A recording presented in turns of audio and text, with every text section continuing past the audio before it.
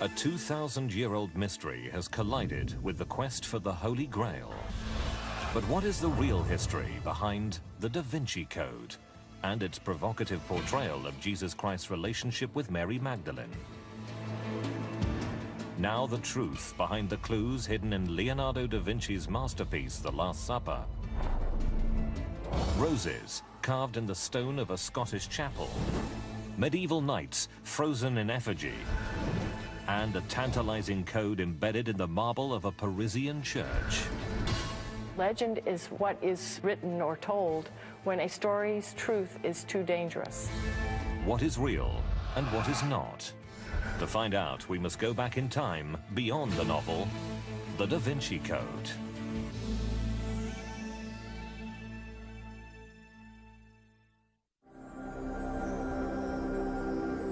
The year was 1244 AD. Flames singed the calm air of a tiny mountain village in southern France. A funeral pyre blazed as men, women and children were led in solemn procession into the fire. These 13th century villagers were Cathars. In the eyes of the leaders of the medieval Catholic Church, they were vile heretics, to be hunted, besieged, and condemned to death.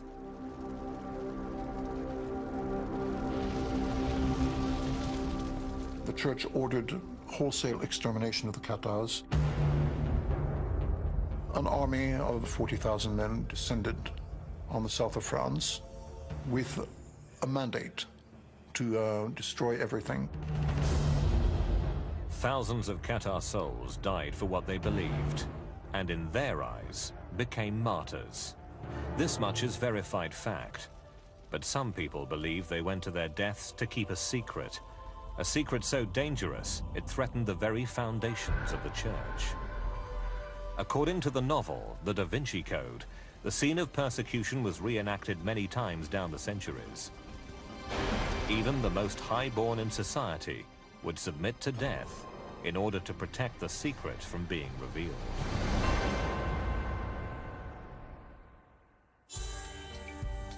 But what is this dangerous idea? It's the body of thought that forms the heart of the phenomenal bestseller, The Da Vinci Code, a work that cleverly combines elements of historical fact with fictional events. To separate reality from romance, we must first take a journey through the unorthodox version of history suggested by the book, and then explore which parts are true and which are invention. None of the material, heretical or orthodox, in the Da Vinci Code is actually new. It's all been around for many centuries in theological works and history works. It's a new 21st century reworking of the Grail theme and some other older themes. This material has caused a lot of us to re-examine what we believe and why. According to the book, there is a version of history so explosive that it's been hidden for 1,000 years by a secret society. Its heretical truth is so powerful, it has been responsible for the death of kings. The heresy is allegedly encoded in the works of one of the world's greatest artists. I think the Da Vinci Code is a very important phenomena because it shows that people are open to and looking for, perhaps, an alternative understanding of Christianity. The Da Vinci Code audaciously rewrites the legend of the Holy Grail and calls into question the accepted foundations of the Catholic Church. Now we are suddenly fixed with the idea, well, maybe they didn't tell us everything. Suddenly, when we read Dan Brown's book, people are saying, goodness gracious, I wonder what else they forgot to tell us. Could any of the book's extravagant claims be correct? Is it possible that Leonardo da Vinci covertly painted heretical elements in some of the most famous works of Renaissance art?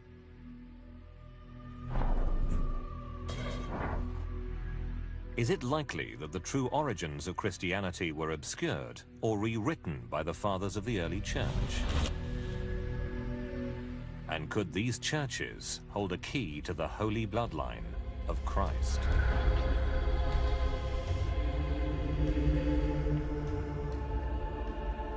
Most people come to the Da Vinci Code not having heard any of this before. These are very, very powerful and compelling ideas which have certain resonances with historical fact, with new scholarship that's being done, and which most people have not heard, and so they find it shocking, stunning, fascinating to contemplate.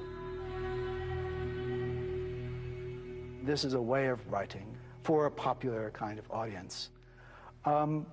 But I think it's also important to recognize that this is fiction. The plot of Dan Brown's novel is based on a story told long before the Da Vinci Code was written. He built on the notion that Mary Magdalene, one of Christ's followers, was also his partner, that she was, furthermore, his wife, who would eventually come to be worshipped alongside him as a goddess.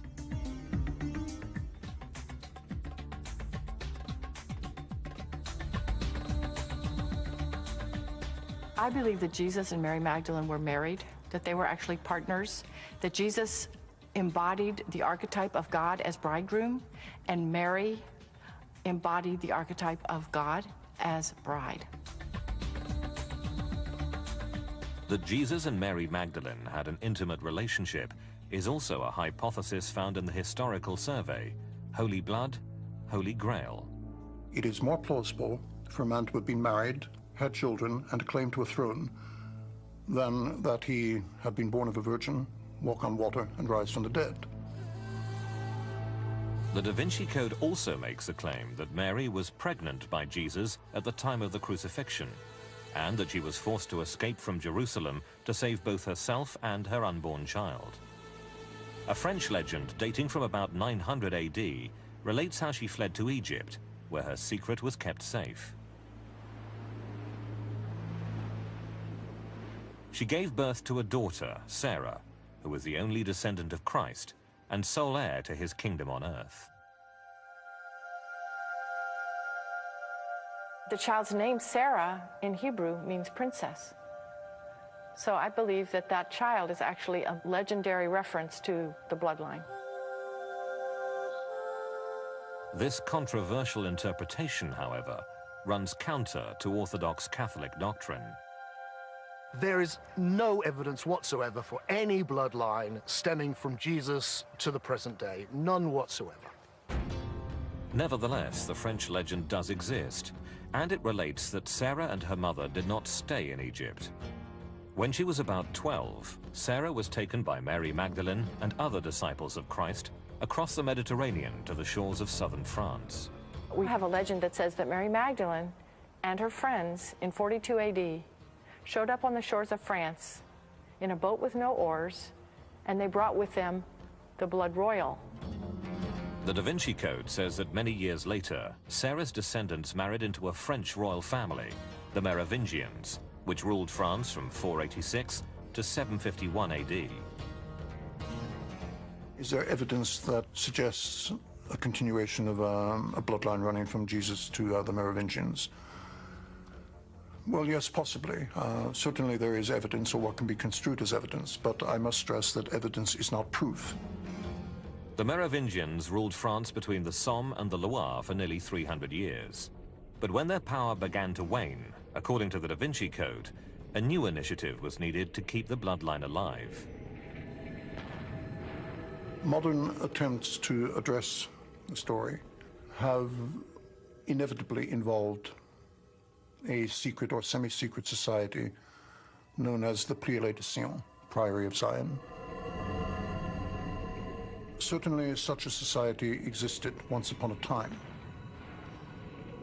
The Priory of Sion was formed in 1099. But in the fictional world of the Da Vinci Code, the Priory's main objective was to protect the bloodline of the descendants of Jesus and Mary Magdalene, as spelled out in the Sang Real, or documents of the royal blood. In order to safeguard their charges, the Priory is said to have created one of the most beguiling and possibly subversive organizations in Western history, the Knights Templar. We see in their eyes the need for, we might call crack security troops.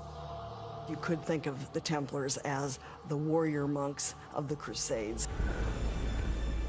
The Knights Templar certainly existed. In the novel, the Knights were sent by the Priory of Sion to find the Sang-Real documents in the ruins of Solomon's Temple. The documents allegedly contained a genealogy of the descendants of Jesus. It is certainly possible that the Templars found something. If they found anything, nobody knows what they might have found. According to the Da Vinci Code, the documents and the explosive truth they contained were allegedly used by the Templars to blackmail their masters in the church. The Knights rapidly became powerful, rich, and vulnerable. In October 1307, on Friday the 13th, King Philippe launched a surprise attack against all the Templars in France. They were imprisoned. The leaders were tortured and executed. The mass assault caused shockwaves to reverberate throughout Europe. Today, it would be as though we open up the newspaper and hear that every single executive of a very powerful bank or company, such as IBM, was arrested worldwide at dawn. Some of the warrior knights escaped and fled, carrying with them, according to the novel, the secrets of the Sang-Real documents. The documents were placed for safekeeping with the Priory of Sion. A thorough search for them was then mounted by the church, which wanted very badly to destroy them. This hunt for the Sang-Real documents became the quest for the Holy Grail. The main view many of us have of the Holy Grail today is that of a cup or a chalice, particularly, perhaps the cup that held the blood of Christ.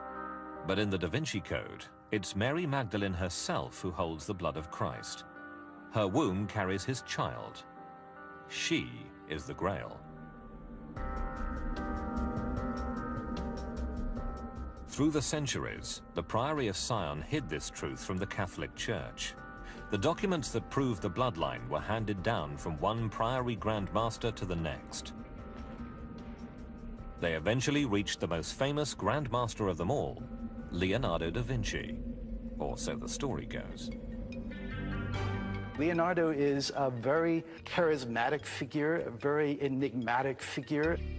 He's an Einstein. He's someone who thinks in brilliant new ways, new brilliant paradigms. The Da Vinci Code asserts that Leonardo encoded the priory's secret into his work. In The Last Supper, for example, the novel makes the claim that the somewhat feminine figure seated on Jesus' right is not John the Beloved, as is commonly believed. Instead, he is Mary Magdalene.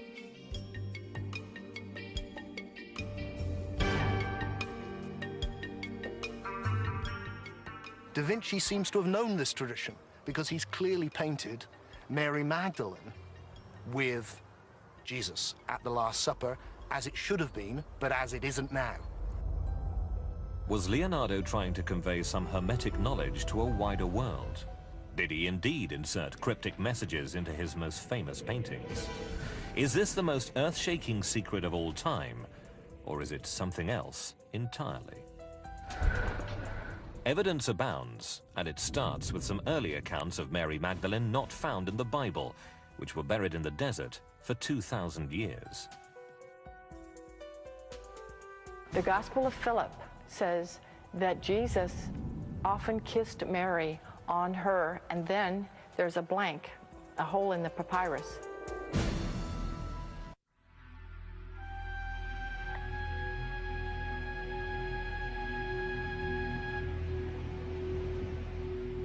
Christianity as a religion began on a cross 2,000 years ago.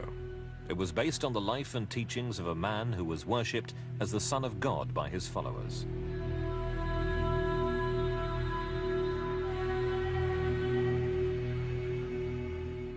But what about the woman in tears at the foot of the cross? She was Mary Magdalene, a sinner and a prostitute.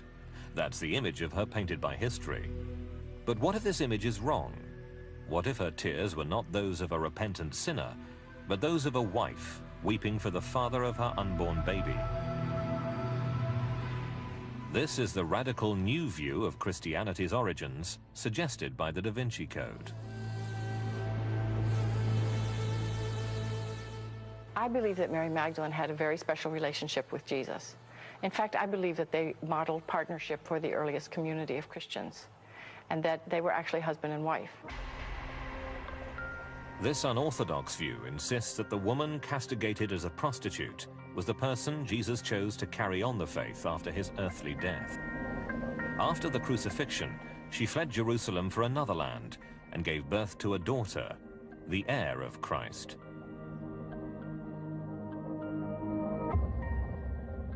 This extraordinary alternative version of history has been kept secret for 2 millennia.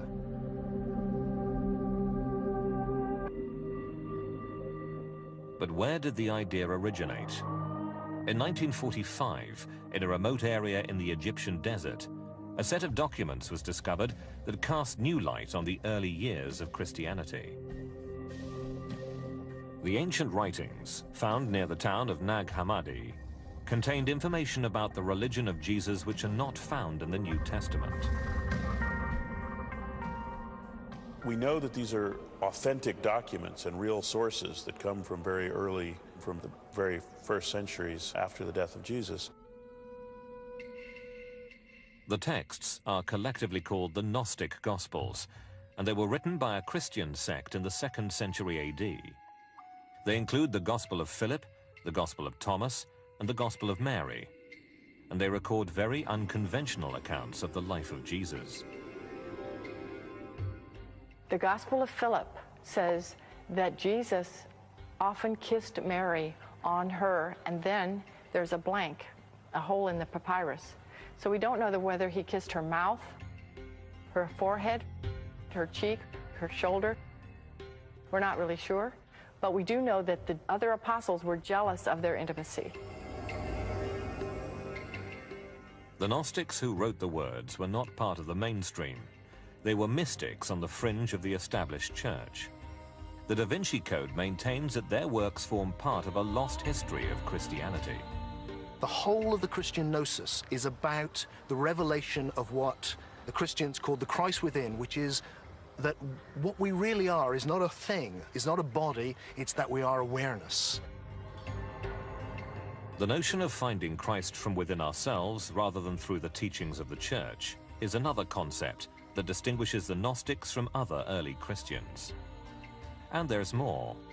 We have a kind of idealized reconstruction of Christian origins in which there was some sort of equality between Jesus' disciples, both male and female, in a non-hierarchical, shall we say, more democratic community.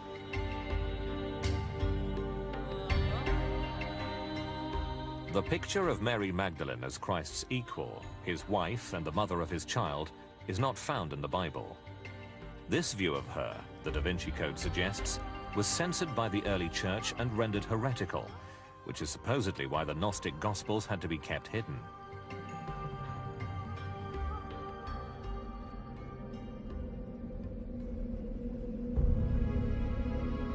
But even in the New Testament accounts, Mary Magdalene emerges as a prominent member of Jesus' entourage. Mary Magdalene is present during his ministry, during Jesus' crucifixion, and she's the first identified apostle, first identified disciple who has a vision of the resurrected Jesus. What else we know about Mary Magdalene in the New Testament is that she, along with other women, is identified as, if you like, bankrolling the ministry of Jesus.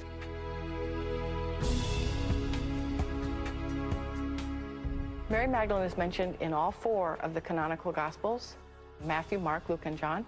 She's mentioned on 8 separate lists that include other women, and on 7 of those 8 lists, she's mentioned first. So although the scripture never says that she's First Lady, she's the preeminent Mary in the Gospels. The image with which the Magdalene is most commonly associated is that of the repentant prostitute. In fact, this is a serious misinterpretation. There's no scriptural evidence that Mary Magdalene was a prostitute. I believe the identification of the woman who anointed Jesus with a sinner, which happens only in Luke's Gospel, was the foundation for this belief, this widespread belief that Mary Magdalene may have been a prostitute. Luke's text is very clear. there was a woman of the city who was a sinner. No name. But tradition wants to supply names. And so in the Western tradition, this figure becomes identified with Mary.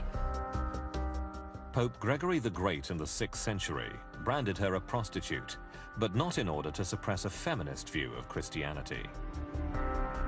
Gregory didn't do it to trash women. Gregory did it to help people realize that even with their sense of sin and worthlessness, that God loved them enough to restore them to grace.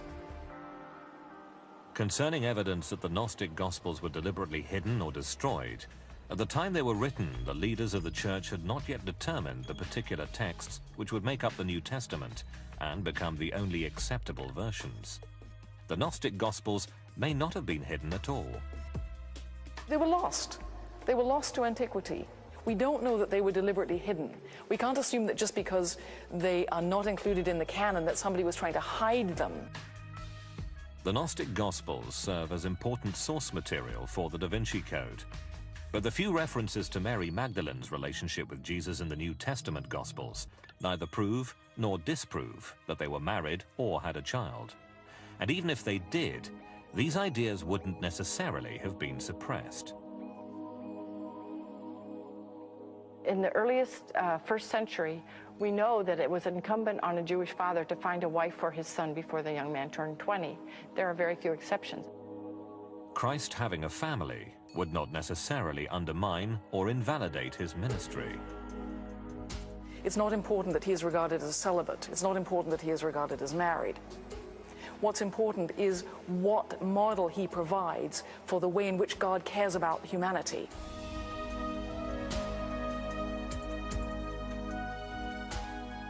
If the notion of finding Christ from within, rather than through the Church, was really threatening to the authorities, then the Da Vinci Code's claim of a 2,000-year cover-up appears more plausible. But the central question remains: what if Mary actually was pregnant at the crucifixion? She couldn't remain in Jerusalem with the child of a crucified Messiah. But where could she go? And what would happen to the infant?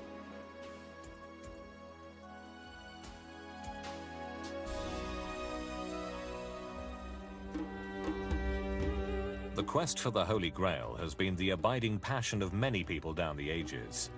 It's an odd obsession if you consider it to be the search for a mere cup. But the Da Vinci Code suggests the Grail is something much more wonderful than that.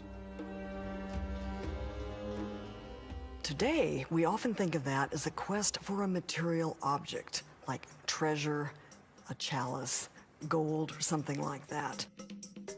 But actually, in the medieval versions of the story, it was a quest for something transcendent or spiritual.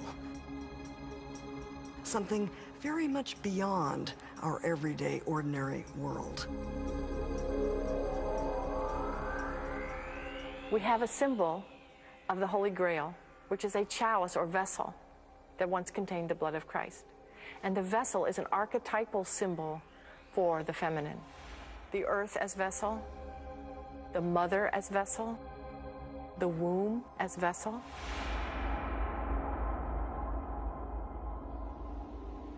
If the hypothesis that underpins the novel is correct, it's the vessel that carries the daughter of Jesus Christ that is the Grail, Mary Magdalene herself.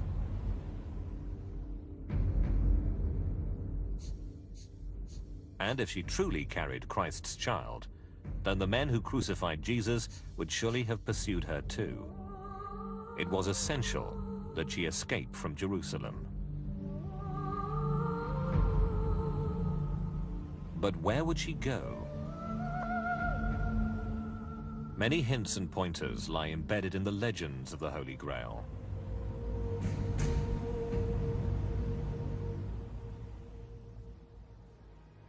Grail stories are set everywhere, from Palestine to England. But one legend essential to this story describes a pregnant Mary Magdalene, together with the uncle of the Virgin Mary, Joseph of Arimathea, seeking refuge in Egypt. I think Joseph of Arimathea took Mary Magdalene with him from Jerusalem to Alexandria. That's where her legends and myths go. And they would have found a large quarter in Alexandria of Jewish people where they could have fit right in.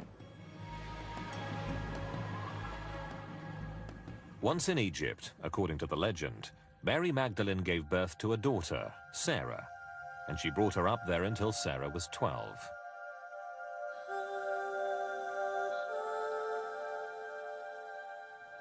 Then, about AD 42, Mary, Sarah, Joseph, with some other people, left Egypt and set sail in a boat with no oars to the marshy shores of Gaul, the Roman province that is now the south of France.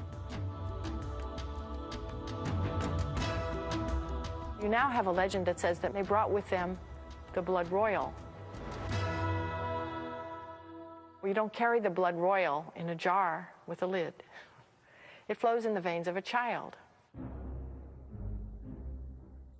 Some traditions trace them to this very part of the coast, near the town of Saint-Marie-de-la-Mer. Here, Mary Magdalene and her daughter lived out the rest of their lives. What is indisputable fact is that certainly there were Judaic communities scattered around the south of France.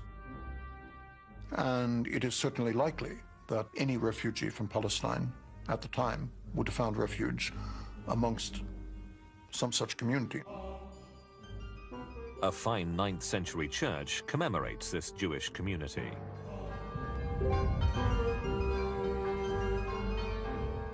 It is dedicated to two figures from Scripture, Mary Jacobi, sister of the Virgin Mary, and Mary Salome, the mother of two of the apostles, St. James the Great and St. John.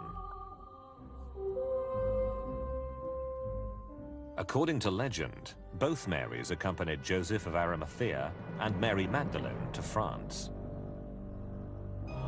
And they're depicted here in a boat with no oars.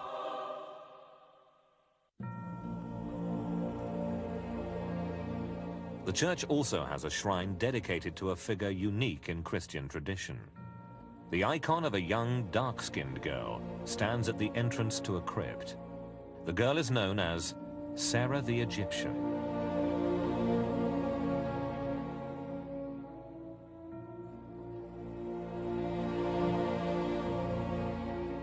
Most of the legends that abound in southern France claim that Sarah was a servant girl brought here by Mary Magdalene and her people. But another version insists that Sarah was Mary's daughter, who had been born in Egypt and who was the sole offspring of Jesus Christ.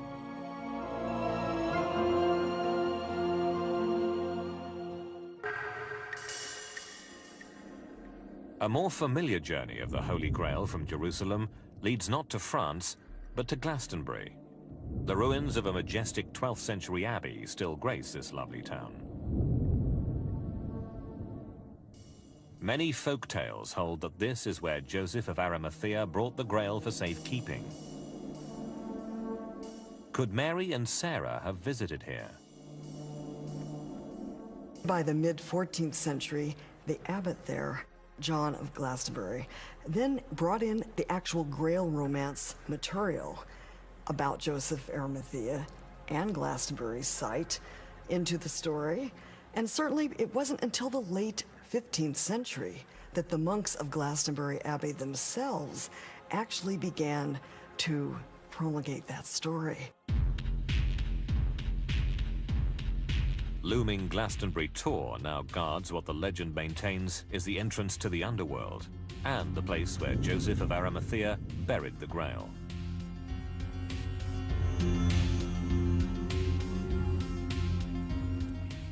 There, a spring immediately began to flow out of the ground. Its curiously red-hued water was emblematic of the blood of Christ spilling from the sacred cup. The water still flows from what is now the Chalice Well.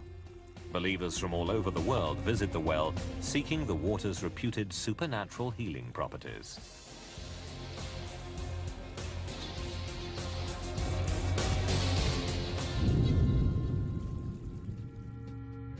Whether the Grail arrived in England or in France, as suggested in the Da Vinci Code, is a matter of passionate debate among Grail theorists. But an increasing number of scholars are beginning to study Mary Magdalene herself. Is the Mona Lisa smiling, because she knows a secret about Mary that we don't.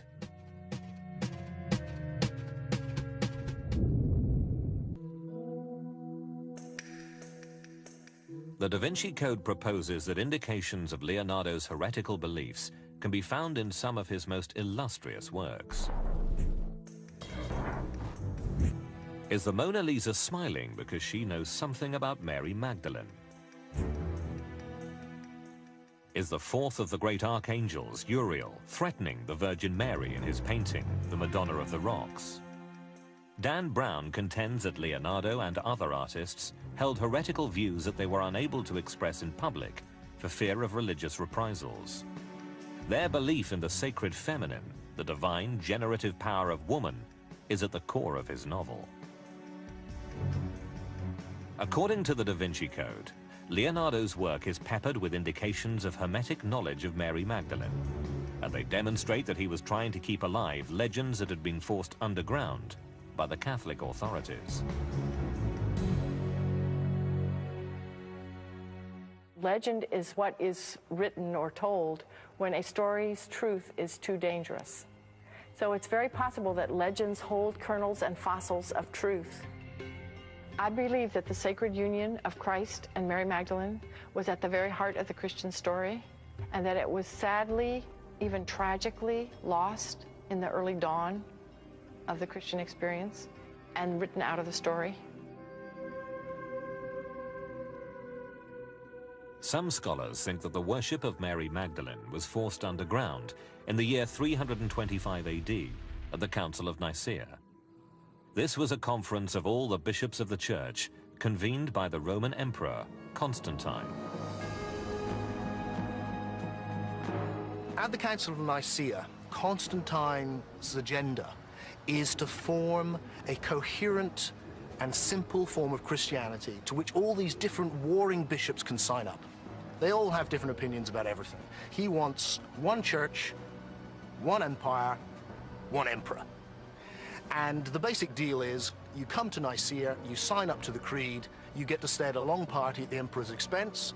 You don't sign up, you get exiled from the empire, which pretty much means death in the ancient world. A clash between conflicting groups was inevitable. The mainstream church fixed its sights on the Gnostics and condemned their beliefs and practices as heretical. And the religion starts becoming very male, and traces of the impulse towards the sacred feminine start being eradicated in various ways, including what is declared to be heretical thoughts and what is adopted as official text for the New Testament.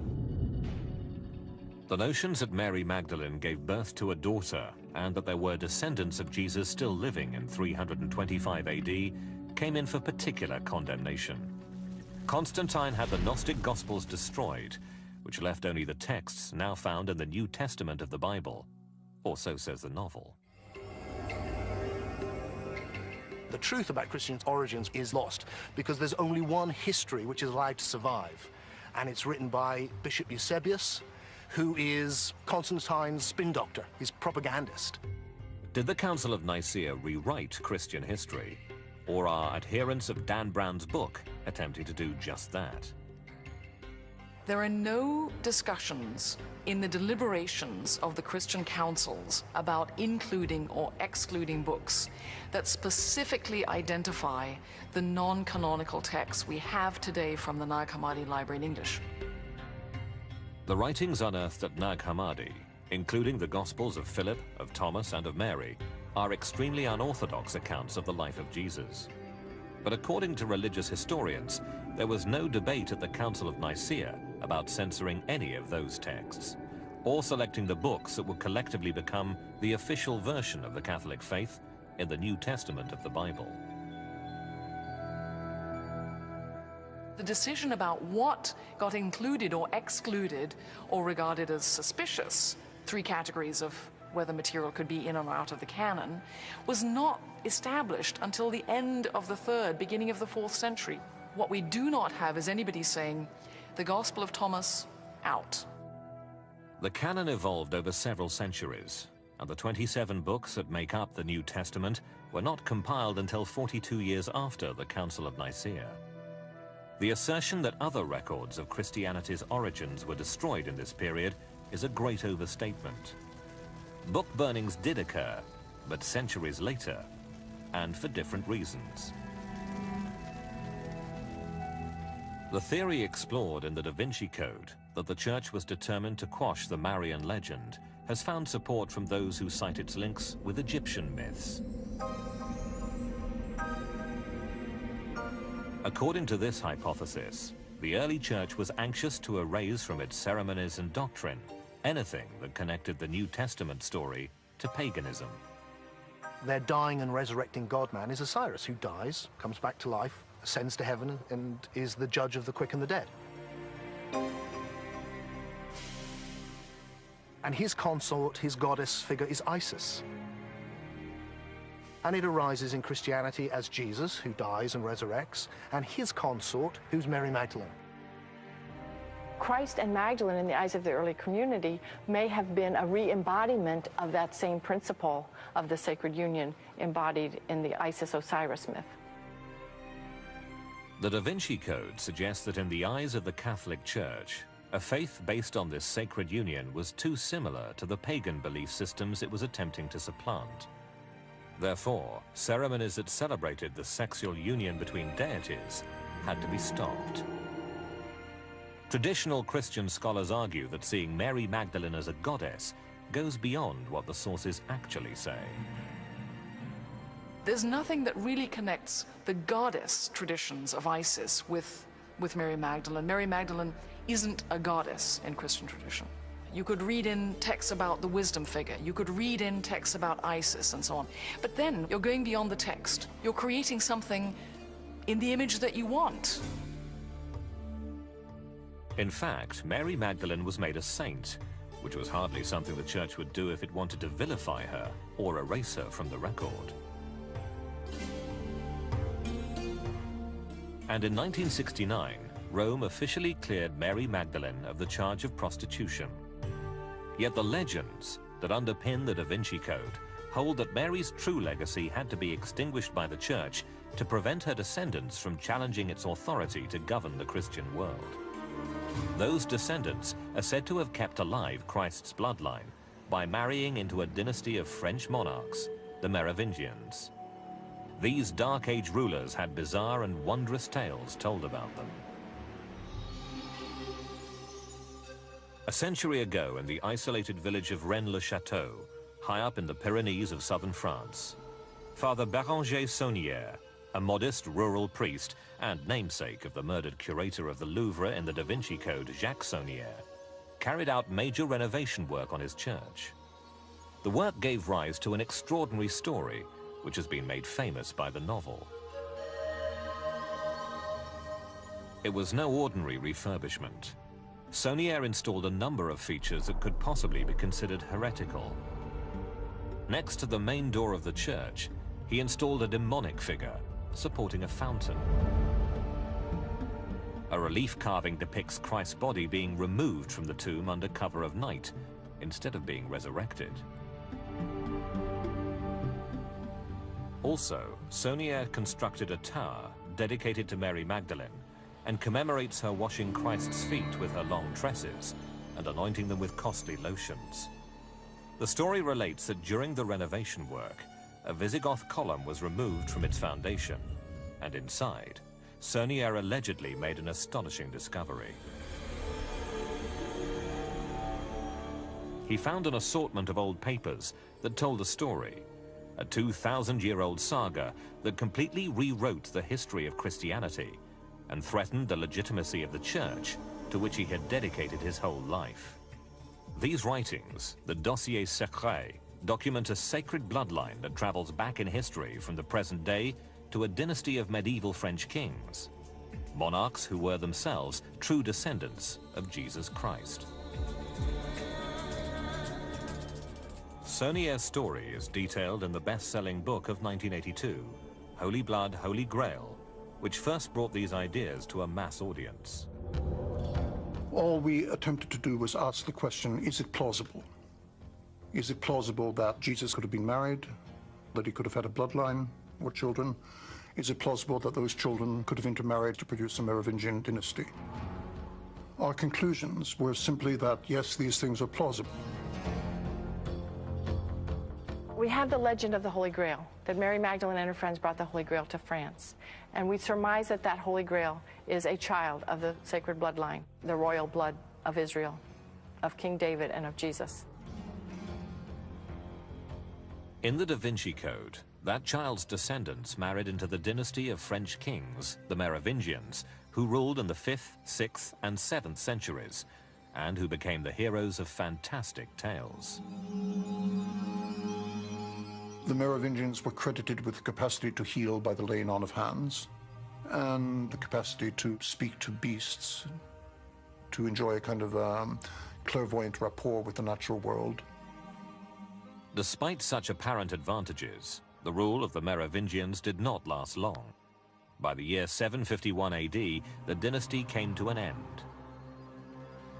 The last of the Merovingians was Dagobert II, who, according to tradition, married a Visigoth princess. He reigned for only 3 years. The king's death came abruptly while he was out on a hunting expedition. According to the legends, he was asleep under a tree in the Ardennes forest and was killed by a lance through the eye. There is some evidence, not proof, evidence that the church colludes in the assassination of Dagobert II. The story was supposedly recorded in the Dossier Secret, allegedly found in the Visigoth column at Rennes-le-Château, and echoed in the novel The Da Vinci Code. But in truth, the connection between Jesus and Dagobert, the last of the Merovingians, has not been conclusively proved. I don't know of any proof that the bloodline actually survived into the Merovingian times. All we have is legends, and the genealogies don't always hold up through the Dark Ages. Dagobert himself certainly existed, but there's no absolute proof he was a member of a sacred lineage. And other accounts of his death say he was the victim of a rival clan, not an assassin hired by the Pope. Furthermore, the Visigoth column that was moved during Saunier's restoration work doesn't have a hollow space large enough to accommodate bulky documents. But tales of Christ's blood descendants don't stop here. According to the Da Vinci Code, there is another set of much older documents that contain a complete genealogy reaching all the way back to Jesus and Mary Magdalene. Ancient writings called the Saint Graal documents. Saint Graal is a medieval word referring to the Holy Grail. When the Grail is first mentioned, it is cited as one word, Saint Graal. Somebody back in the Middle Ages arbitrarily broke it after the N and before the G, and the result was Saint Graal, Sainted Grail. If, however, you break the word Saint Graal a letter later after the G, you come up with Sang Graal or Sang Real, blood royal.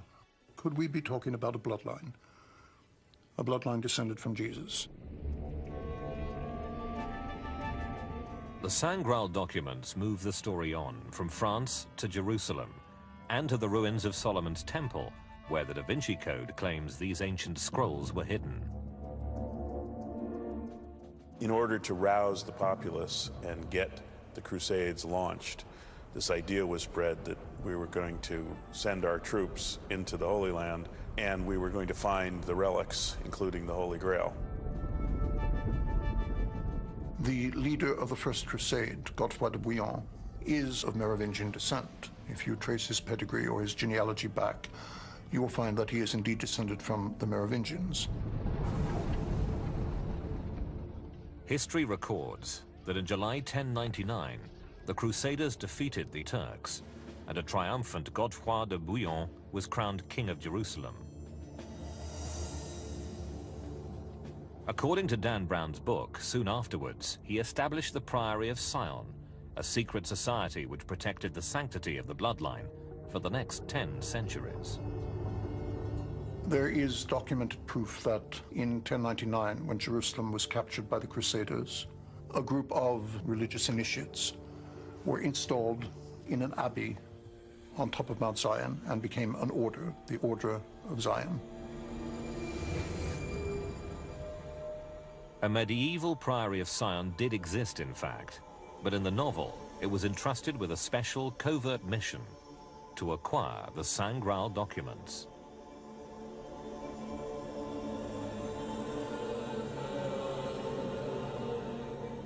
In order to retrieve the documents from Jerusalem, the novel claims that the priory established a military unit, an order of poor knights called the Knights Templar. The Templars are a well-known phenomenon in medieval history. Originally established to protect European pilgrims traveling to Jerusalem during the Crusades, they made their headquarters in the ruins of Solomon's Temple, from which they got their name. The Knights Templar occupy the Temple Mount. This is a historical fact. The Knights Templar occupied the Temple of Solomon for 9 years or 11 years, depending on which account you believe. And then the Knights Templar become incredibly powerful. And Dan Brown alleges that they become powerful because they find this secret knowledge.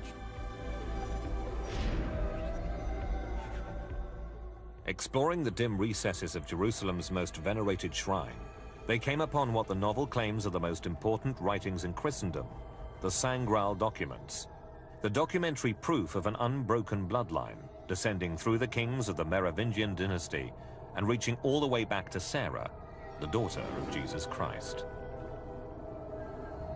It was for this reason, says the novel, that the fortunes of the poor knights changed suddenly, because they could and did use the secret lineage to blackmail the church.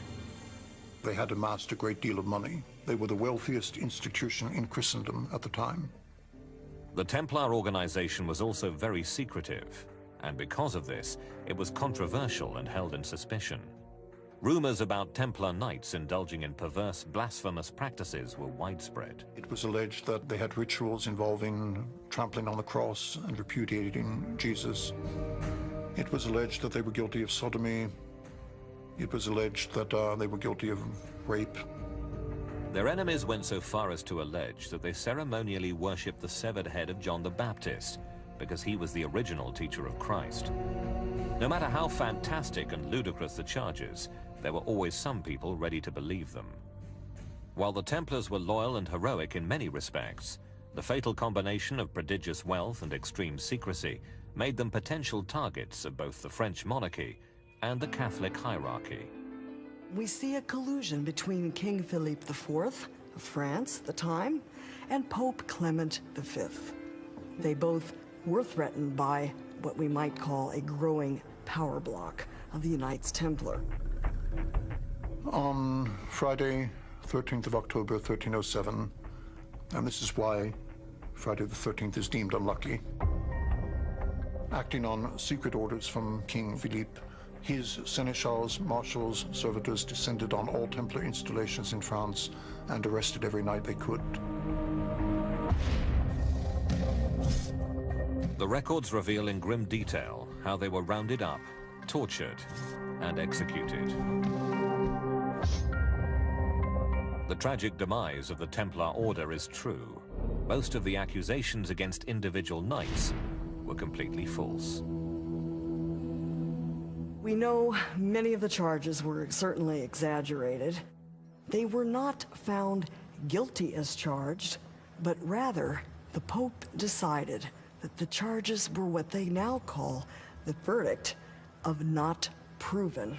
They were not proven charges, as opposed to guilty per se. Does the archaeological evidence bear out their finding any scrolls in the temple? There have been a few artifacts found, mainly spurs of horses and a few remnants of swords, but that is not the same as a cache of treasure or gold or scrolls. Nor did the Templars' massive wealth come from blackmailing the Pope. It came from popular support and donations. They were given land by nobles all throughout Europe and elsewhere. And the Knights Templar can be said to have established Western Europe's first multinational corporate banking system in medieval times. After a while, the assets were very considerable. The original mission of the Knights Templar was to protect Christian pilgrims from bandits on the roads to and from Jerusalem. But by 1312, the Holy Land had reverted to Muslim control, and so that is the reason they were disbanded in that year. The question of whether or not the Templars were established by a priory of Sion must also be addressed. There is no documentable historical evidence at all that there is any connection between the medieval order of the Knights Templar and what has been called the Priory of Sion. But the history of the Templars is so cloaked in mystery and conjecture, it leaves plenty of room to speculate on the reasons the order was formed, why they were so viciously attacked, and if the Da Vinci Code is to be believed, how some of them may have escaped from Jerusalem with the Sangral documents. Back to Europe they raced with the documents that would eventually become immortalized as the Holy Grail, and which would be concealed for safekeeping by the Priory of Sion. Once safe, the extraordinary story would be silently preserved for a moment far off in the future when the truth could finally be exposed to a waiting world. Through the dark centuries, the secret would be handed from one Grand Master of the Priory to the next, and if the tale is true, among that clandestine brotherhood was one of the most brilliant men who ever lived. I went to my art books in the middle of the night and looked at the Last Supper again. I said, oh my, that is a woman in the painting.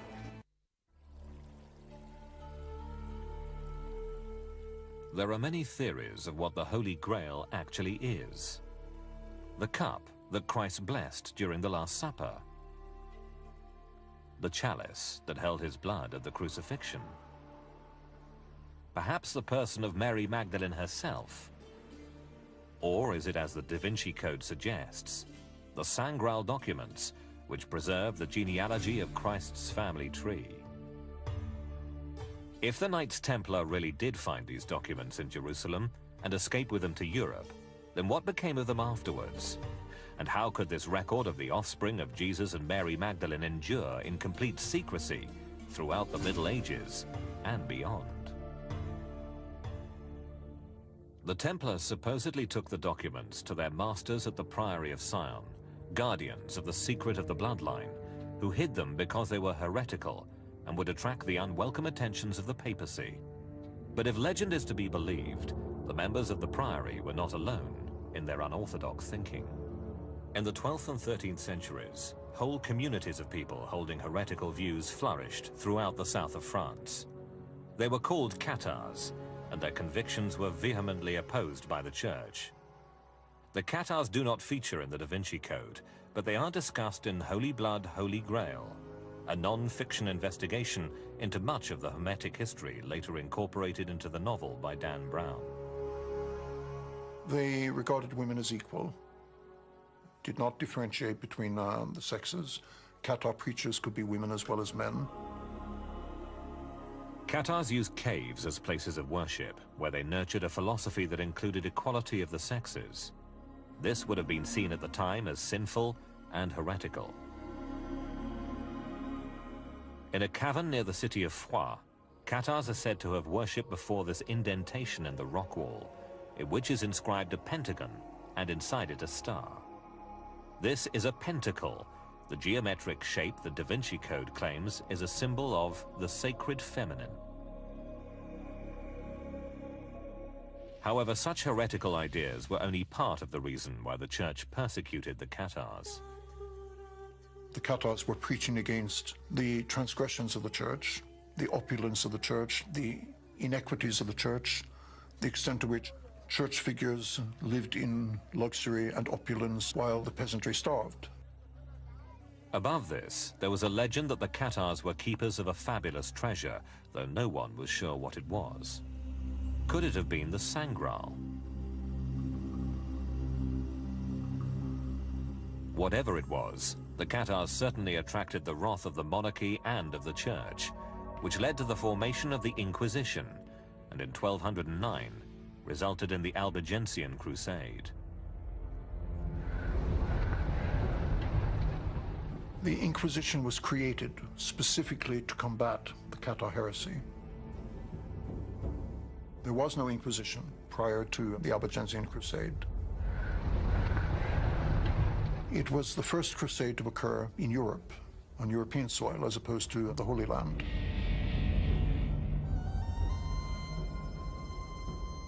It was also the first crusade to be waged by Christians against other Christians.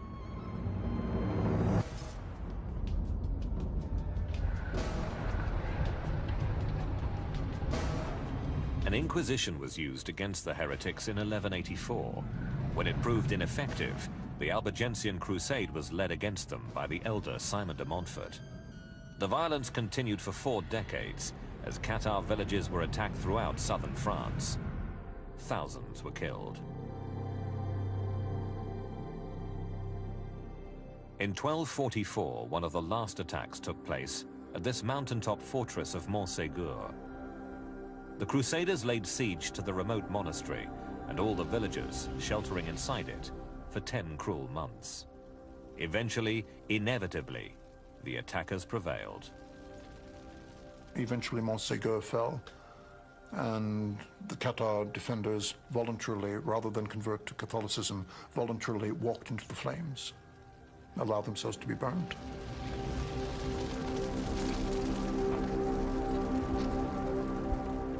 One of the motives for the attacks on the Cathars by the French monarchy was to seize their property. Heresy was an excuse for theft on a grand scale. A contemporary French folktale tells how the day before the fall of Montségur, 4 monks escaped down the sheer cliff face, carrying a mysterious Cathar treasure.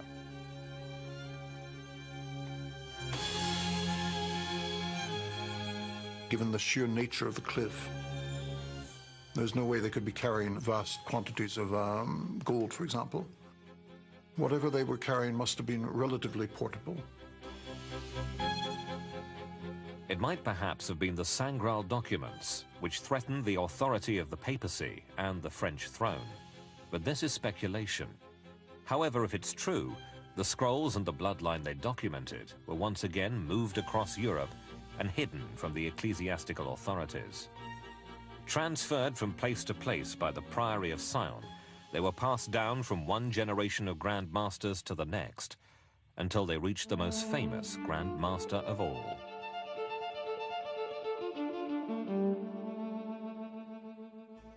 He was a Florentine artist who embodied the essential spirit of freedom of thought, independent of all religious dogma. Leonardo is a very charismatic figure, a very enigmatic figure. I think the word enigma is there immediately when you think of Leonardo. The sublime fusion of art with science typifies the Renaissance, and especially the works of Leonardo da Vinci. But according to the novel, among his special interests was Mary Magdalene and the sacred feminine. These fascinations he allegedly encoded in his paintings and frescoes. I think he had a lot of hidden thoughts and secret thoughts, and I think some of them may be expressed in his paintings. The most notable example of Leonardo's hidden thoughts is found in the Last Supper. The most well-known Grail legend holds that the Holy Grail was the cup that Christ drank from and blessed at the meal, saying, "This is my blood." Yet there is no sign of it in the painting. Or is there? When I was reading the Da Vinci Code for the first time and came to the passage explaining that it's a woman in the painting, I went to my art books in the middle of the night and looked at the Last Supper again. I said, oh my, that is a woman in the painting. How come I've never noticed that? If you look at the painting of the Last Supper, it really does look like the figure that should be John is actually Mary. According to the Da Vinci Code, this figure is not John the Evangelist, but Mary Magdalene herself, the Holy Grail. Both she and Jesus are seated side by side at the center of the picture, suggesting their closeness and equality. A disembodied dagger hovers to one side. This may represent the hostility some of the apostles felt because of Mary's importance to Jesus. There's also Peter's hand slicing through the air, in a menacing gesture, perhaps expressing his jealousy of Mary and her role as Christ's consort. And in the middle of the entire composition is a large V shape, the symbol that allegedly connects veneration of the female with the Holy Grail and Mary Magdalene. We know that the Grail is supposed to have been a vessel. And one of the ancient symbols for the feminine is the vessel, the V shape, is the cup or the chalice, the womb, the vessel of life. It's the pubic triangle, if you will. Like the pentacle, V is understood as a symbol of female deity. But is any of this encoded symbolism credible? Leonardo da Vinci, like all artists, introduced symbols into his artwork so that audiences would recognize the visual meaning. But there were not heretical symbols put secretly into the work of art. In the Renaissance, there are a number of Last Suppers painted. We have many examples of them. John the Evangelist is always next to Christ. John the Evangelist is always feminine looking. He has long hair, he has a very beautiful face, and in no way can this be conceived as a hidden Mary Magdalene. The dagger on the left of the painting of Leonardo's Last Supper is the dagger of St. Bartholomew, one of the 12 disciples, who was flayed when he was martyred.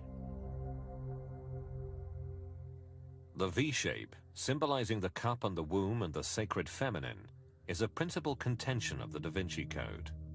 Why does V represent the sacred feminine? That is a concoction. That is not a theory that has any sort of legitimacy. V is not a symbol of the sacred feminine. Leonardo always made a dynamic composition.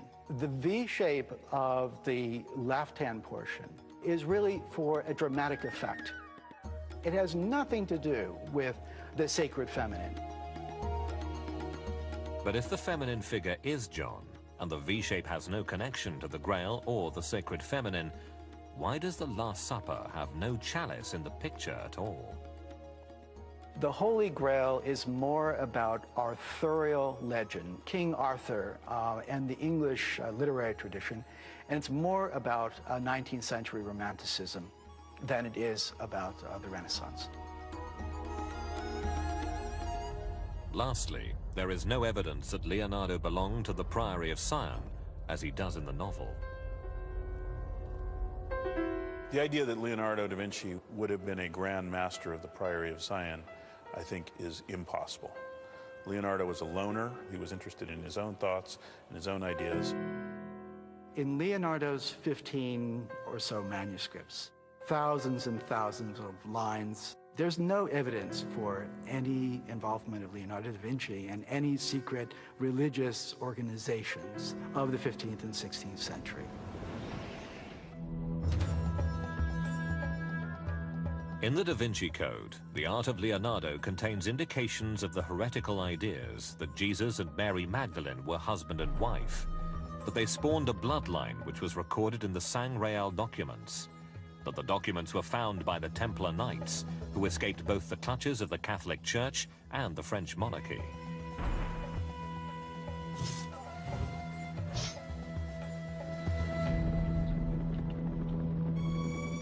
But if they were forced to flee France, where might the Templars take the documents? There were many other countries, of course, where there were Templars. Italy, Spain, parts of England. In the novel, the refuge is here, the Temple Church in London, which was actually built by the order and consecrated in 1185 by Heraclius, the Patriarch of Jerusalem. The building is in two distinct parts, the round church and the chancel. This is a long traditional nave, bounded by an altar and graced with a stained glass window depicting the essential motif of the Templars: two poor knights riding one horse. But at the other end, the round church is a lofty chamber where the life-size effigies of 9 knights, all supporters and patrons of the Templars, lie portentously carved in Purbeck marble on the floor.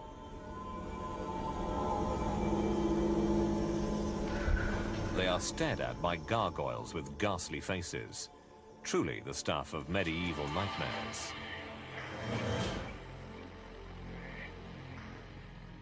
The round church is one of only 3 circular churches in Britain, and the Da Vinci Code suggests it is a pagan temple in which sexual rites celebrating the union of Jesus and Mary Magdalene might have been performed. The round church in reality was designed to recall the holiest place in the Crusaders' world, the Church of the Holy Sepulchre in Jerusalem. Perhaps surviving Templar refugees from France did find safety here. But is the church's circularity really evidence of such dark intrigue? It's possibly more likely that the round design aspect came from the Church of the Holy Sepulchre, because that is what the medieval Templars said they were sworn to defend. In the novel, the Sangreal documents were kept in the temple church for only one night.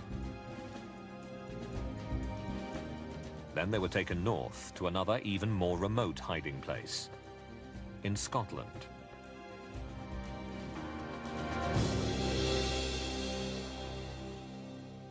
Outside Edinburgh is another extraordinary church. It is thought to have been built by the Templars between 1446 and 1486. It is in reality called Rosslyn Chapel.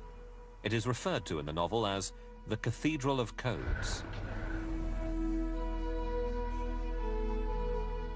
Rosslyn Chapel is not a cathedral. It was originally meant to be part of a much larger cathedral. However, it does have many very fascinating carvings, but from a variety of traditions: the Christian, the Jewish, the Pythagorean, the Rosicrucian, and other esoteric traditions. The Da Vinci Code claims the carvings in the chapel are clues that tie together all the groups associated with the blood descendants of Jesus. Rosslyn Chapel was built under the auspices of a family called the St. Clairs, particular Sir William Sinclair. William was allegedly descended from the Merovingians, the French dynasty said to carry the bloodline. And this stone inscription states that St. Clair was also a Templar knight. Finally, he's linked to the Priory of Sion because in the novel, the St. Clairs are listed among the Priory's first Grand Masters. Thus, Rosslyn links the Merovingians with the Templars, with the Priory. Many scholars regard this as pure conjecture.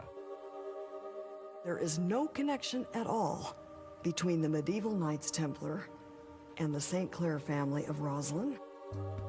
There are what some believe to be Templar-related carving, which was used on the medieval Templars' official seal, but because that carving is similar, it does not mean that the Templars built Rosslyn Chapel. But there are other intriguing symbols found at Rosslyn, including the pentacle and the rose.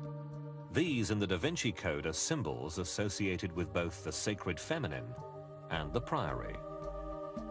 On the ceiling, there is a 5-pointed star.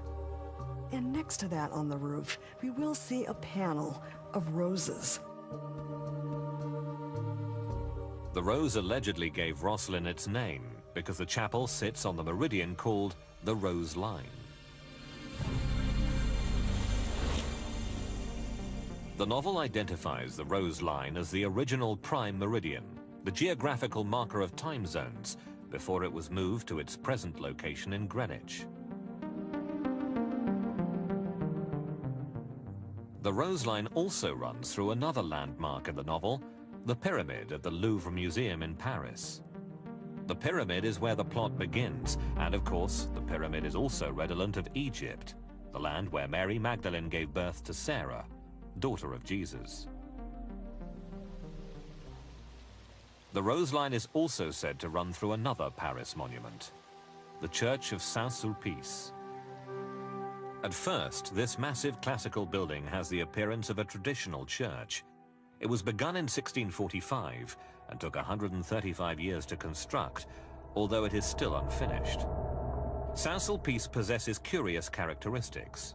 A stained glass window bears the letters P and S. Could they stand for Priory of Sion? On one side of the nave is an obelisk, again, an emblem of Egypt. Running down the center of the obelisk and across the floor is a brass line. According to the Da Vinci Code, it marks the Rose Line.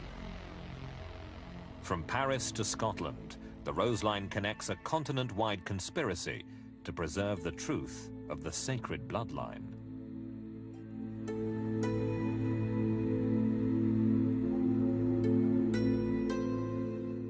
But it turns out there may be less here than meets the eye. According to the church authorities, the P and S in the stained glass window stand for Saints Peter and Sulpice, not Priory of Sion. And the brass line running through the obelisk and across the floor is simply an astronomical sun marker. It doesn't coincide with the meridian running through Paris, and it has never been called the Rose Line. In fact, the prime meridian doesn't run from Saint-Sulpice to Rosslyn at all. The name Rosslyn is not known for certain. There have been many theories put forth, but Rosslyn Chapel does not derive its name from the Rose Line. Regarding some of the other coded symbols in Rosslyn Chapel, there is no consensus that the five-pointed star is a symbol of the sacred feminine. I have nowhere found it signifying the feminine any more than it signifies numerous other things. To find a pentagram or pentacle somewhere and say, ah, that is the sacred feminine, it's nonsense. Nor is there evidence that a secret priory of Sion is symbolized by the rose. Further, it appears that the grave slab in the chapel tying Rosslyn's founder to the Templars was not found at Rosslyn and doesn't refer to its founder. All of this would seem to undo the story of a grand conspiracy to preserve a sacred bloodline. But there are some carvings at Rosslyn that linger in the mind as unexplained. This column, called the Apprentice Column, for example, and this crouching angel. They are both acknowledged to be Masonic symbols. Significantly, the St. Clairs were members of a Scottish Masonic order. Masonry began as a guild of medieval stonemasons, builders of castles and cathedrals. But at some point, they claimed their society harked back to the ancient builders of Solomon's Temple, and this connected them to the Knights Templar. It was a mythic link that would have dramatic consequences. By the 1700s, they had evolved into a discreet and highly influential society, which advocated progressive philosophical notions like democracy and secular government. These ideas understandably didn't impress the autocratic Louis XVI, King of France. When the French Revolution of 1789 overthrew the monarchy, some people at the time blamed the revolution on a Masonic conspiracy to avenge the death of their forebears, the Templars, who were ancestral enemies of the French crown. Was this a conspiracy? Was it a conspiracy in France? If you were a rationalist and a free thinker in that time period, you would have favored the end of monarchy, you would have favored democracy, and you wouldn't have needed to be a secret conspiracy to believe these things. It was not a conspiracy. This theory is merely the latest in a long line of unproven claims. The Masons are not linked to the Templars. The Knights Templar were not created by the Priory of Sion.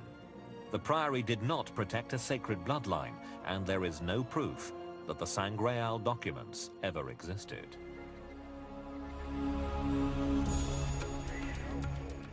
So how did this incredible 2,000-year-old saga start and finally end up in a best-selling novel? In fact, there is a secret story behind the Da Vinci Code. It's not the one everyone talks about, but it does start at the same place where the novel begins, with Father Béranger Saunière and the mystery of Rennes-le-Château. We were confronted by a group of people in Paris with a seemingly bizarre, bonkers objective, namely to restore 1600 years.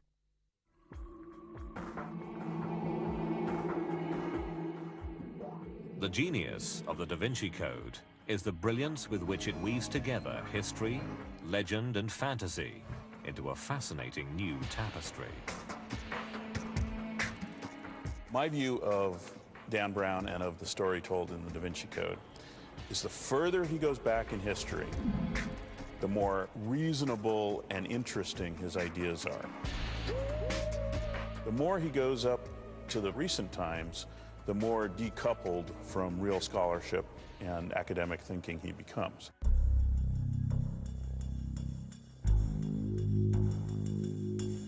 A case in point is Father Bérenger Saunier's alleged discovery of the dossier secret. The dossier secret is pivotal to the narrative. But if Saunier did not actually find the documents in his church, where did they originate?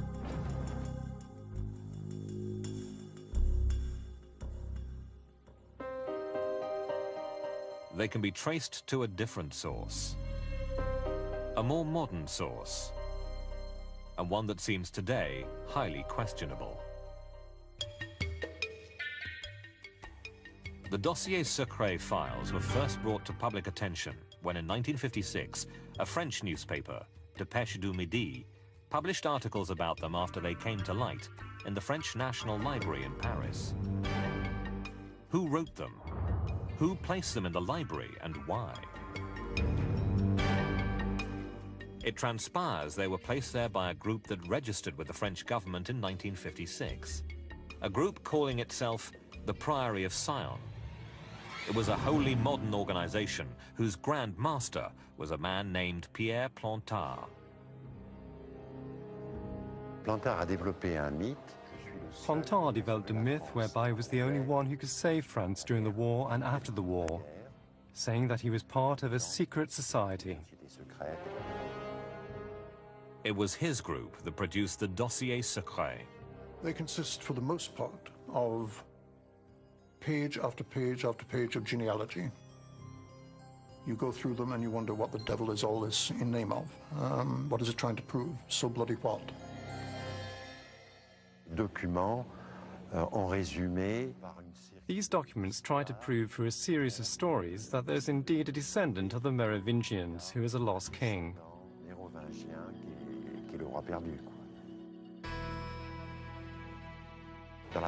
In the first interview I did with him, I asked Plantard, "What do you think of the story of the lost king?" And Plantard answered, "The lost king is not as far away as you think."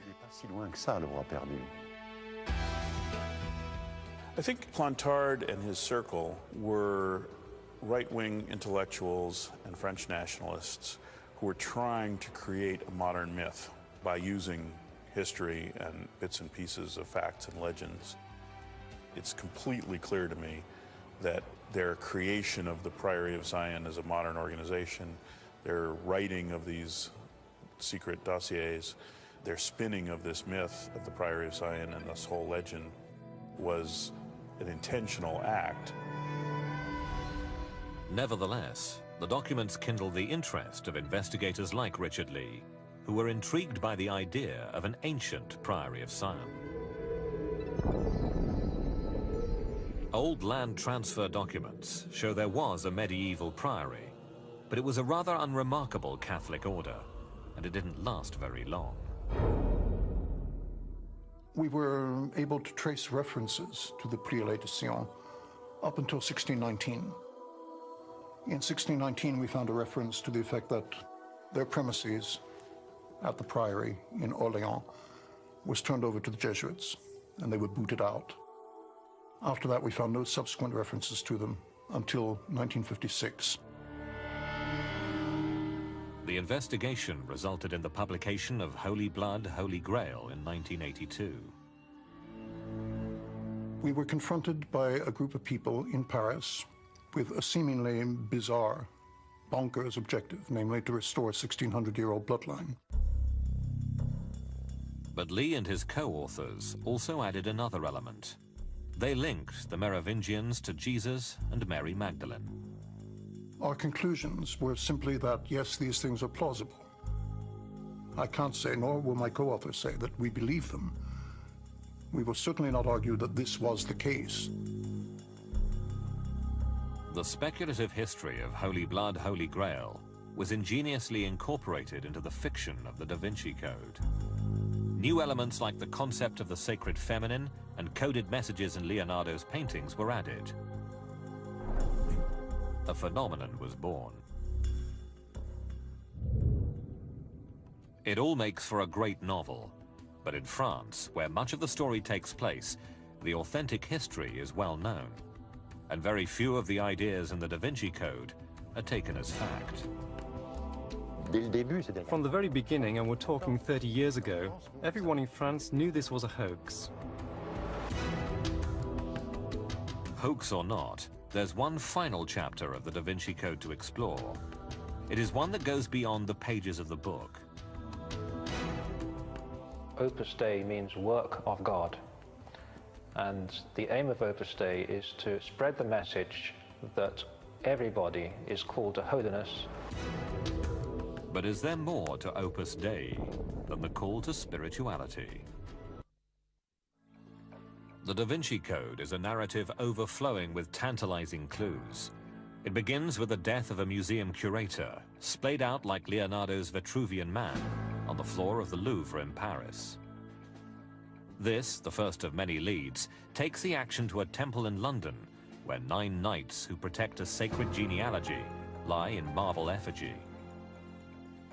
The story then travels to a church in Paris, where a monument indicates that a daughter of Jesus was born in Egypt and that she produced descendants. Then to a chapel in Scotland, containing iconographic pointers to an old conspiracy dedicated to preserving the bloodline of those descendants. And finally, to a secretive cult that intends to finally reveal the shocking truth to the world. All the clues tend to lead us into blind alleys. In the novel, the actions of the Priory of Sion force the hand of a conservative religious group that seeks to suppress all knowledge of the bloodline.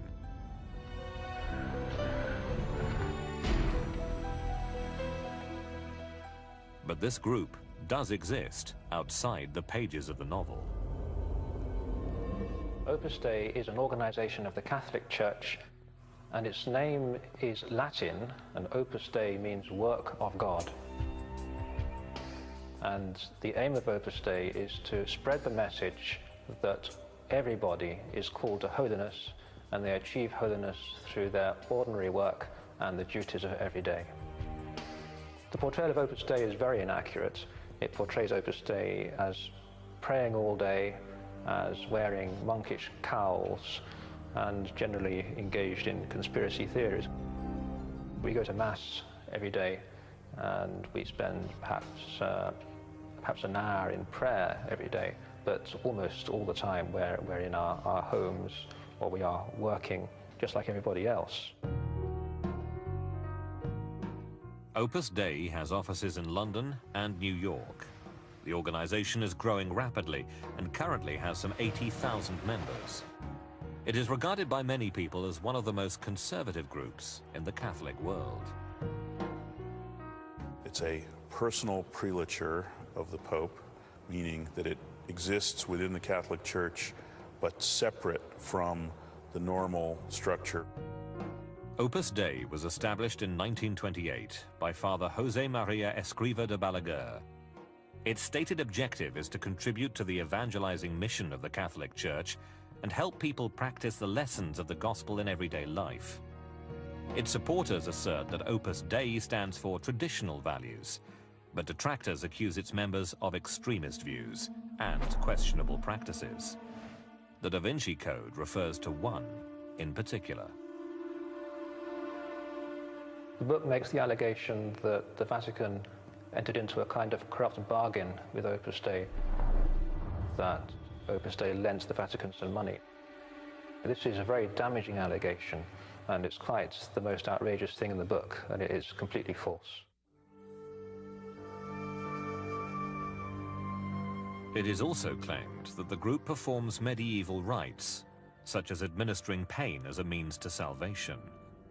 Opus Dei does practice self-mortification, although in a mild form. Some members use the cilice some of the time, and that's a kind of band made of wire that goes around the leg.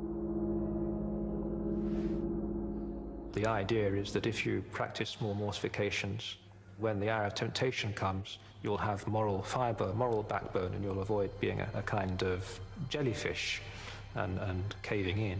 It's not something exclusive to Opus Dei. Whatever one thinks of the methods of Opus Dei, one thing is clear.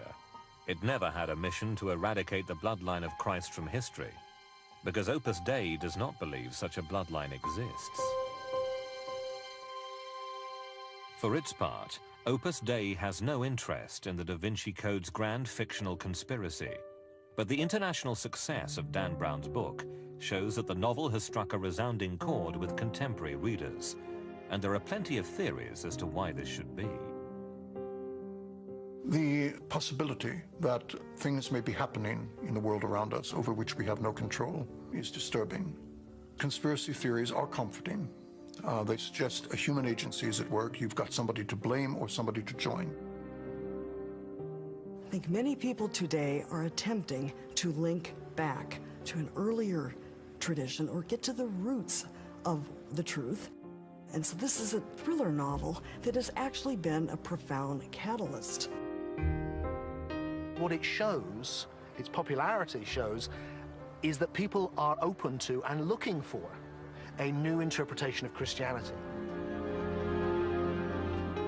The book, although it is allegedly based on historical fact, is entirely fictive. It represents what might be still to be experienced or to be found or discovered. So it represents a sort of eternal quest. In the final analysis, Dan Brown's book appears to raise many questions, but tends to leave the possible answers to the imagination of the reader. When you really analyze even the Da Vinci Code as literary text, we're not clear. Is he telling us it's the relics of Mary Magdalene physically? Is he telling us it's a body of documents? Is he telling us that it's buried under Roslin Chapel? Is he telling us that it was dug up and moved and placed under the new Louvre Museum in Paris? It's a very inconsistent story that Dan Brown encourages us to contemplate, but really doesn't provide any answers. He's gone to the heart of the origins of Christianity at a time when this is a subject that people are very curious about. He's woven in the question of the role of women in the history of Christianity, in the history of the church, in the history of religiosity and spirituality.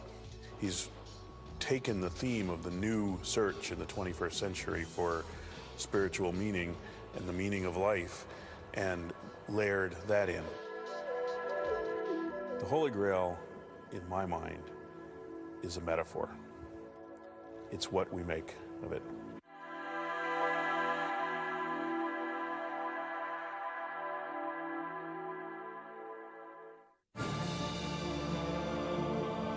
Next this afternoon, the drama and deadly danger of a vicious shootout as SWAT team officers attempt to rescue dozens being held hostage by 4 heavily armed criminals in a bar. She gave birth to a daughter, Sarah, who was the only descendant of Christ and sole heir to his kingdom on earth. The child's name, Sarah, in Hebrew means princess. So I believe that that child is actually a legendary reference to the bloodline. This controversial interpretation, however, runs counter to Orthodox Catholic doctrine.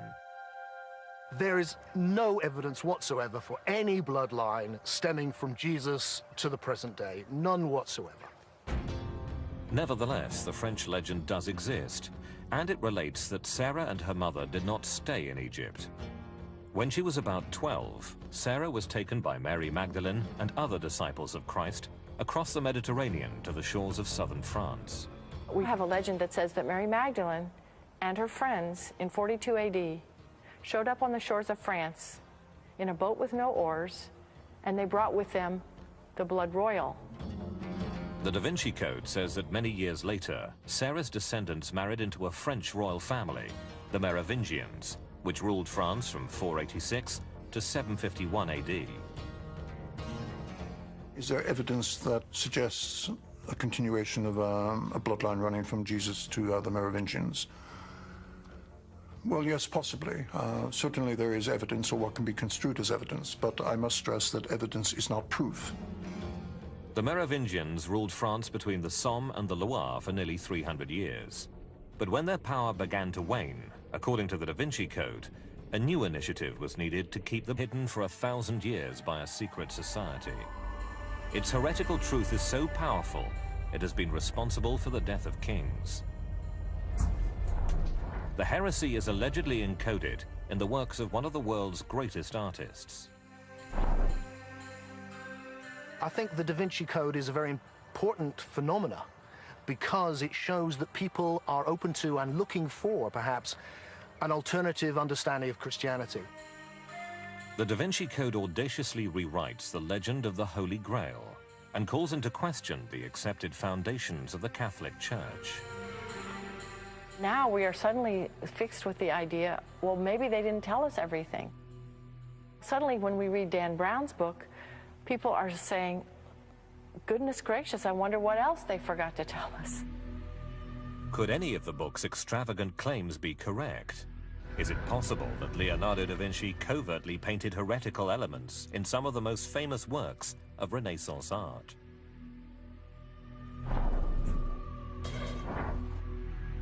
Is it likely that the true origins of Christianity were obscured or rewritten by the fathers of the early church? And could these churches hold a key to the holy bloodline of Christ?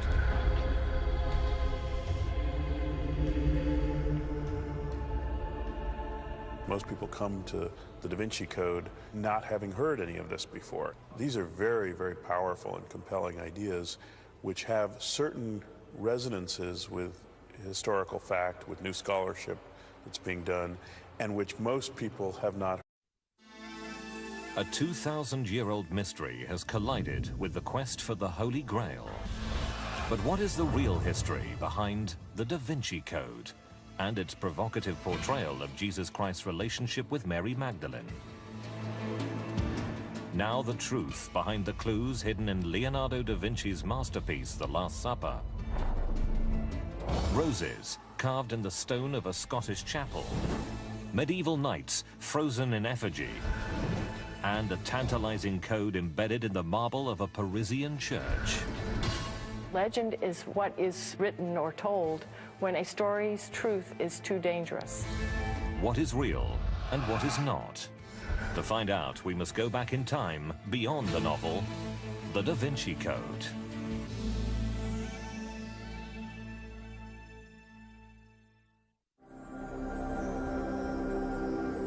The year was 1244 AD. Flames singed the calm air of a tiny mountain village in southern France. A funeral pyre blazed as men, women and children were led in solemn procession into the fire. These 13th century villagers were Cathars. In the eyes of the leaders of the medieval Catholic Church, they were vile heretics, to be hunted, besieged, and condemned to death.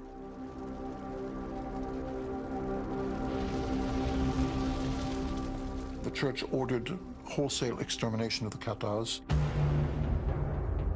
An army of 40,000 men descended on the south of France with a mandate to destroy, and so they find it shocking, stunning, fascinating to contemplate. This is a way of writing for a popular kind of audience. But I think it's also important to recognize that this is fiction. The plot of Dan Brown's novel is based on a story told long before the Da Vinci Code was written. He built on the notion that Mary Magdalene, one of Christ's followers, was also his partner, that she was, furthermore, his wife, who would eventually come to be worshipped alongside him as a goddess.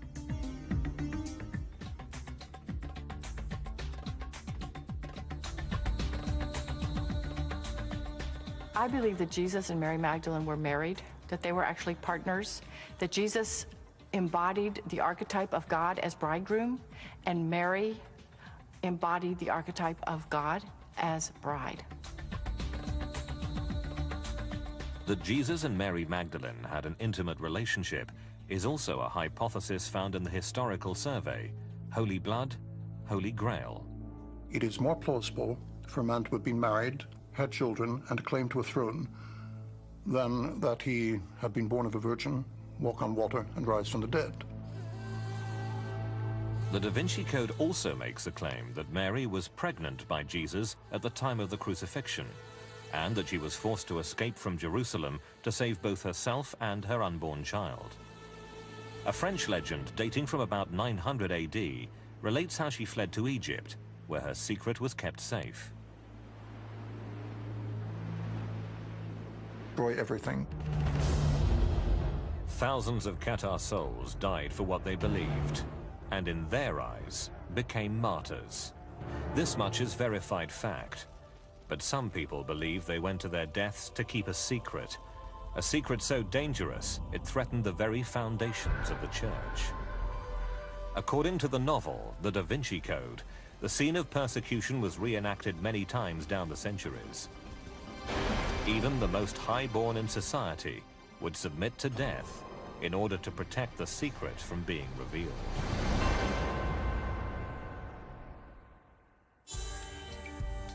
But what is this dangerous idea? It's the body of thought that forms the heart of the phenomenal bestseller, The Da Vinci Code, a work that cleverly combines elements of historical fact with fictional events. To separate reality from romance, we must first take a journey through the unorthodox version of history suggested by the book, and then explore which parts are true and which are invention. None of the material, heretical or orthodox, in the Da Vinci Code is actually new. It's all been around for many centuries in theological works and history works. It's a new 21st century reworking of the Grail theme and some other older themes. This material has caused a lot of us to re-examine what we believe and why. According to the book, there is a version of history so explosive that it's been